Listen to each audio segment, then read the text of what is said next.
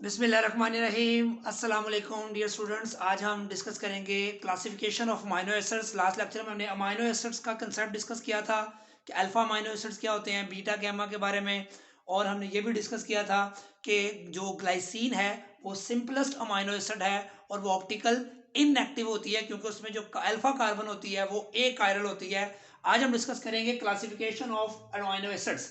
और classification of amino acids दो किस्म की है। एक on the basis of nature of amino acids, whether it is acidic, basic और न्यूट्रल। और दूसरा होता है कि इसकी नेसेसिटी की बुनियाद पर कि इसकी जरूरत हमारी बॉडी को है या नहीं है, जिसकी बुनियाद पर हम क्लासिफिकेशन करते हैं एसेंशियल एंड नॉन एसेंशियल। तो पहले हम डिस्कस करेंगे classification of amino acids on the basis of nature of कि ये एसिडिक, बेसिक या न्यूट्रल होंगे। तो सबसे पहले एसिडिक अमाइनो एसिड्स क्या होते हैं? ऐसे अमाइनो एसिड्स जिसमें कार्बोक्सिलिक ग्रुप दो हो और अमाइनो ग्रुप एक हो। दो कार्बोक्सिल ग्रुप है और अमाइनो ग्रुप एक है, तो ऐसे अमाइनो एसिड्स को हम कहते हैं जो है एसिडिक अमाइनो एसिड। क्यों?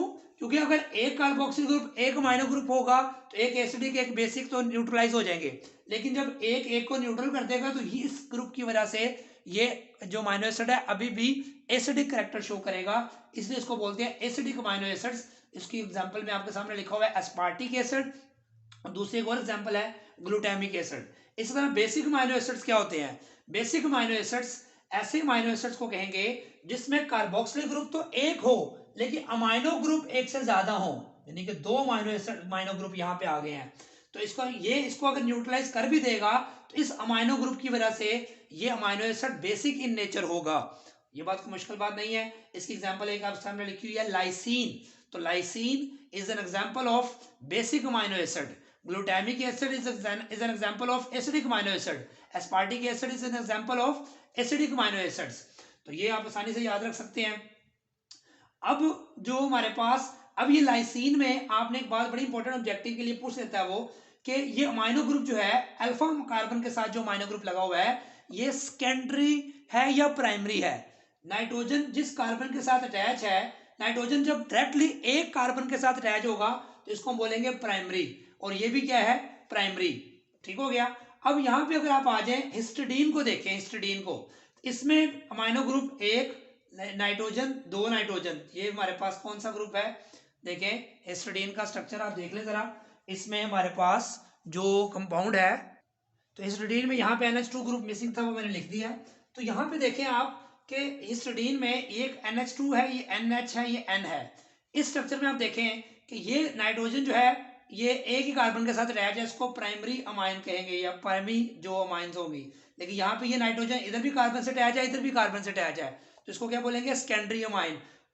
और इस नाइट्रोजन भी दो तरफ से कार्बन से अटैच है। तो वो ऑब्जेक्टिव में पूछ लेता है कि हिस्टिडीन में कितनी सेकेंडरी अमाइंस हैं? तो याद रखिए दो सेकेंडरी अमाइंस हैं। ये ऑब्जेक्टिव के लिए आपने याद रख लेना है, एक प्राइमरी है और दो सेकेंडरी है। ये कोई मुश्किल बात नहीं है, इसको आपने याद रखना है। उसके बाद देखें कि जो न्यूट्रल अमाइनो एसिड्स हैं उसको हम डिस्कस करेंगे, जो कि बहुत ही सबसे ज़्यादा आसान है। न्यूट्रल अमाइनो एसिड में देखिए ग्लाइसिन है और एलानीन। दो यानी कि न्यूट्रल अमाइनो एसिड का मतलब ऐसे अमाइनो एसिड जिसमें कार्बोक्सिल ग्रुप और अमाइनो ग्रुप की तादाद बराबर हो। एक कार्बोक्सिल ग्रुप है, एक अमाइनो ग्रुप है, एक कार्बोक्सिल ग्रुप है, एक अमाइनो ग्रुप है। तो ये ग्लाइसिन है और ये एलानीन। इसको न्यूट्रल क्यों कहते हैं? क्योंकि ये एसिड और ये बेस एक दूसरे को न्यूट्रलाइज करते हैं, इसलिए इसको हम न्यूट्रल अमाइनो एसिड्स कहते हैं। इसमें कोई मुश्किल बात नहीं है। पहले हमने पढ़ा acidic amino acids, basic amino acids, neutral amino acids, ये ऑब्जेक्टिव के लिए सिर्फ हैं, इसमें और कोई इतनी ज़्यादा मुश्किल बात नहीं है, इसको आप आसानी से कर सकते हैं। अब हम डिस्कस करेंगे एसेंशियल अमाइनो एसिड्स क्या होते हैं।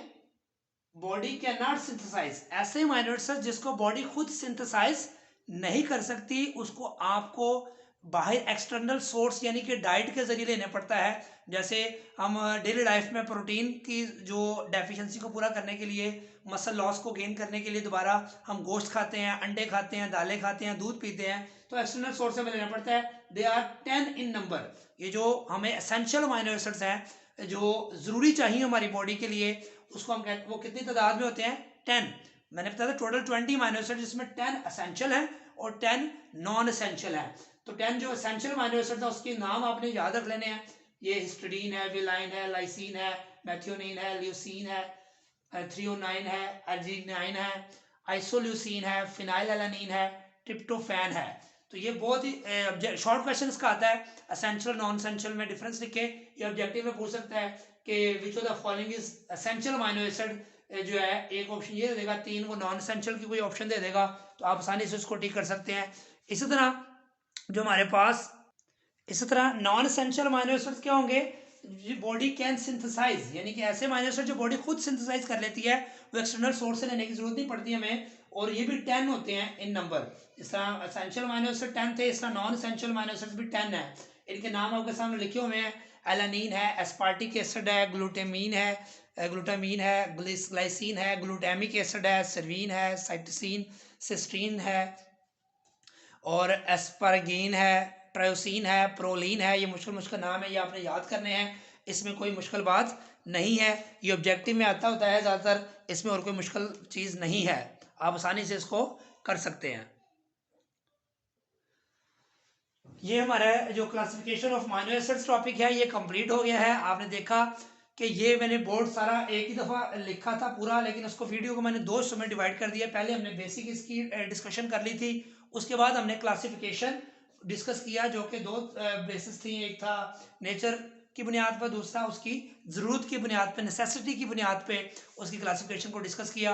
तो इसमें बहुत ही इंपॉर्टेंट टॉपिक्स हमने डिस्कस कर लिए हैं, इसकी प्रैक्टिस करें सारा। ज़्यादातर तो ये इन्फॉर्मेटिव है, ये बात इंपॉर्टेंट थी जो समझने वाली थी, ऑप्टिकल इनएक्टिव और एक्टिव वाली। बाकी सारी बातें इसमें बहुत आसान है, कोई मुश्किल बात नहीं है।